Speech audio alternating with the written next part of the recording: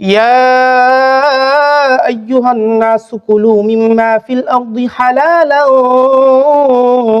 তাইয়্যিবা, হে লোক সকল, তোমরা পৃথিবীতে পবিত্র হালাল সম্পদ খাও। ইয়া আইয়ুহান নাসু কুলু মিম্মা ফিল আরদি হালালান তাইয়্যিবা, হে লোক সকল, তোমরা পৃথিবীতে হালাল ও পবিত্র সম্পদ খাও। এরপর আল্লাহ বলেন ওয়ালা তাত্তাবিউ খুতুওয়াতিশ শাইতান, তোমরা শয়তানের পদাঙ্গ অনুসরণ করো না।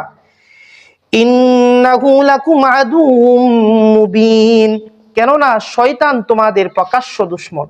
এই আয়াত থেকে আমরা দুটো বিষয় বুঝতে পারি। প্রথম নাম্বার বিষয় হচ্ছে আমাদেরকে হালাল সম্পদ উপার্জন করতে হবে।